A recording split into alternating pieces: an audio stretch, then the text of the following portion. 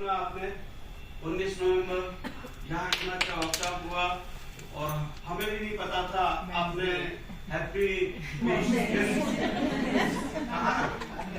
नहीं पता था हैप्पी पुरुष सुनने के बाद में मुझे समझ में आया कि यार योगा योग देखिए कैसा है कि 19 नवंबर के दिन दो विश्व की खतरनाक प्रोड्यूस कर रहा हूँ।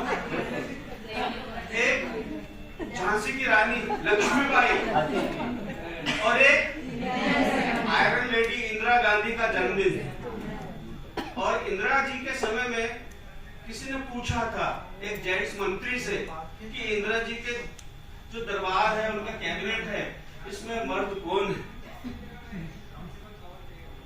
पत्रकार का प्रश्न सुन के मंत्री जी ने बहुत चतुराई से इसका आंसर दिया था। इंदिरा जी के मंत्रिमंडल में सिर्फ एक ही मर्द है, वो श्रीमती इंदिरा गांधी।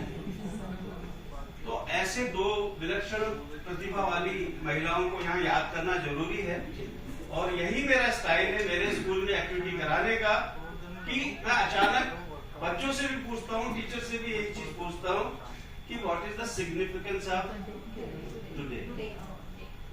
सिर्फ एक 2 मिनट की एक्टिविटी अगर हम करते हैं डेली अपने स्कूल में तो हम हिस्ट्री को बहुत आसानी से अपने स्कूल में पढ़ा सकते हैं। बच्चों का जनरल नॉलेज हम बढ़ा सकते हैं, सिर्फ 2 मिनट लगते हैं। अगर बहुत सारे बच्चे और भी जानकारी देते हैं कि सर आज ये भी है वो भी है, सब चीज सुन लीजिए।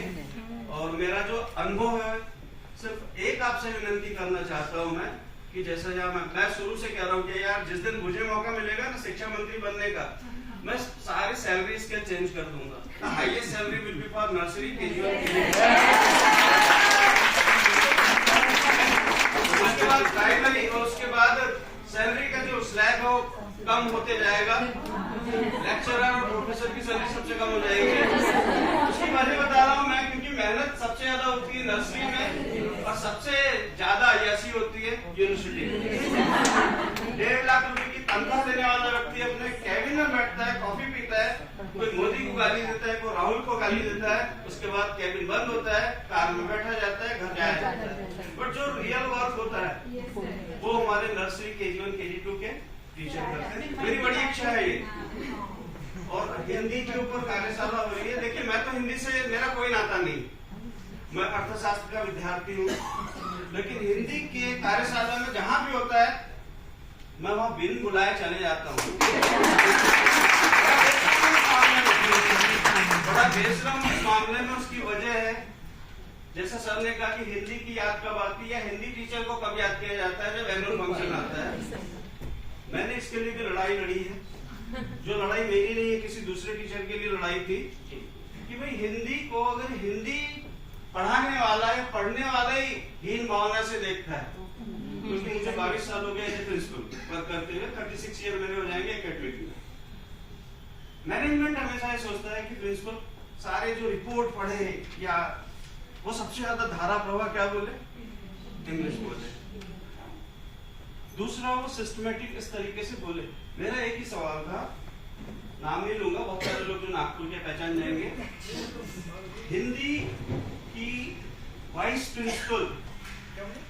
प्रिंसिपल बनने के लिए जब दस्तक देती है तो उसे स्कूल की मैनेजमेंट निकाल देती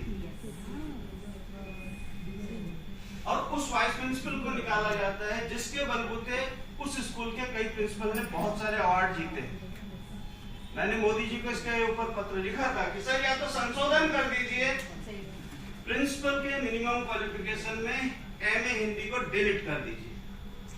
और यदि मैं इसलिए कह रहा हूं आपसे कि मैक्सिमम स्कूलों में यही होता है कि जो साइंस पढ़ाने वाला है, जो इंग्लिश पढ़ाने वाला है, जो मैथ्स पढ़ाने वाला है, वो ऐसे घूर कर देखता है हिंदी टीचर को मानो हिंदी टीचर घुसपैठी की तरीके से अंदर घुस गया है। तो ये कब पॉसिबल होगा जब हिंदी पढ़ाने वाला, हिंदी सुनने वाला पूरी हिंदी पर गर्व करेगा और उसको किसी के सामने बताने में हिचक नहीं होगी कि आई एम हिंदी टीचर।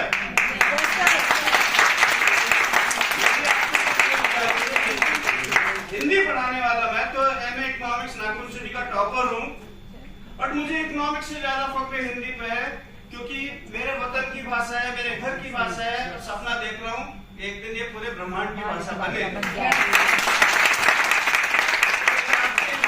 अगर आपके साथ इस तरीके का कभी व्यवहार होता है आपके स्कूल में, चाहे आपके प्रिंसिपल करे, आपके डायरेक्टर करे, उसे अन्यथा ना लेना। हिंदी के द्वारा आप अपने स्कूल को कौन कौन से अवार्ड दिला सकते हो, इसमें अपनी पूरी ऊर्जा लगा देना। अपने आप आपका मैथ साइंस का टीचर झुक जाएगा। हिंदी को इतना आप कमजोर मत समझिए। कहते हैं कि हम हिंदी को इग्नोर करके दूसरी भाषाओं में अपनी ऊर्जा खर्च करते हैं।